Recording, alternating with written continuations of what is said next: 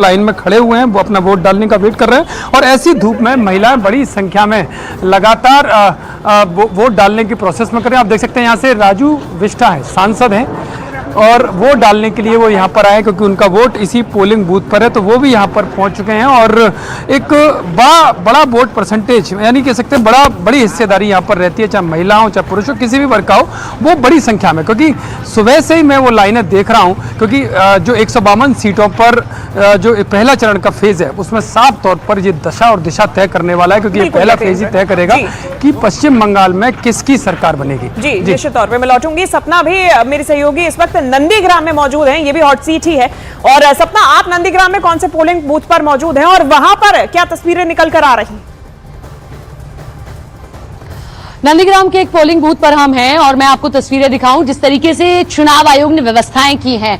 पहले कुछ लोगों को सिर्फ अलाउड है कि वो जब वहां से कंप्लीट हो जाएंगे उसके बाद बाकी लोगों को अलाउ किया जाएगा। जो केंद्रीय बल है वो लगा हुआ है, सबकी पर्ची जांची जा रही है, उसके बाद ही किसी को आने दिया जा रहा है। महिलाओं की अपनी अलग लाइन, बहुत दुरुस्त व्यवस्था है। यहाँ के लोगों का भी ये कहना है शांतिपूर्ण तरीके से चुनाव जो करवाए जा रहे हैं वो अपने आप में ऐतिहासिक। आप देखिए केंद्रीय बल की जो एक टुकड़ी है वो लगातार गश्त कर रही है। इधर आप देखिए कि आपको लगातार ये जवान नजर आएंगे। उधर पूरी की पूरी, जो अभी अरुण ने एक बात कही थी कि 100 मीटर का दायरा रखना है, वो भी पूरा का पूरा मेंटेन किया जा रहा है कि कुछ वोटर्स जो अंदर गए हैं जब वो कंप्लीट हो जाएंगे उसके बाद इन वोटर्स को जाने दिया जाएगा। पर्ची पूरी तरीके से चेक की जा रही है और ई रिक्शा से लाने का काम।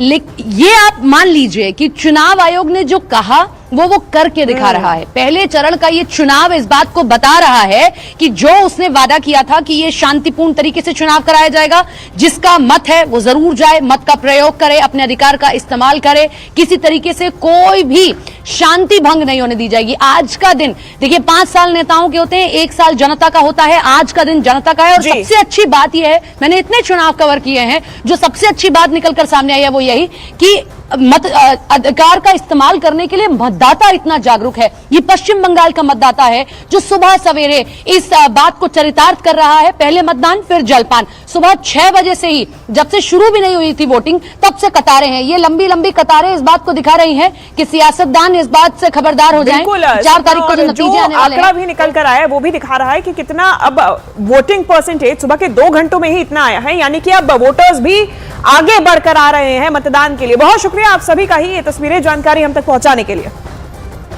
और अब से थोड़ी देर पहले शुभेंदु अधिकारी से हमारी सहयोगी सपना शुक्ला ने बातचीत की, आपको दिखाते हैं।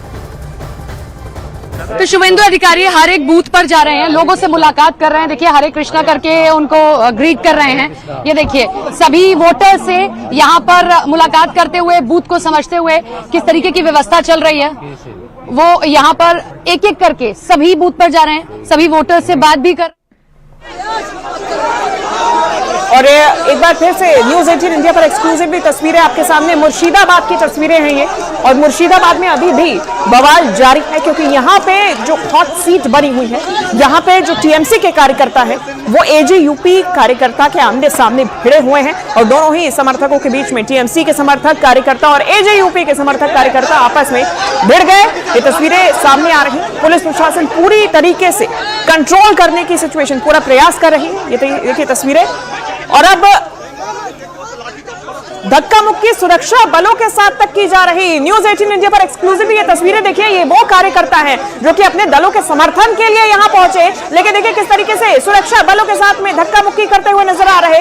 ये वो कार्यकर्ता जो कि सुरक्षा व्यवस्था को भी, यहाँ पे जो पुलिस संभाले हुए है उनको भी धक्का दे रही है, उनके साथ बहसबाजी कर रहे ये कार्यकर्ता। न्यूज़ 18 इंडिया पर एक्सक्लूसिवली ये तस्वीरें आप देखिए किस तरीके से अब धक्का देके पीछे हटाने का प्रयास किया जा रहा है। और ये यहाँ पे जो पूरा माहौल बना हुआ मुर्शिदाबाद से ये तस्वीरें सामने आ रही। यहाँ की नोदा विधानसभा सीट से हुमायूं कबीर, जिन्होंने अपनी पार्टी बनाई, पार्टी के अध्यक्ष है एजेयूपी, यहाँ से चुनाव लड़ रहे और यहाँ पे टीएमसी और एजेयूपी आमने सामने है।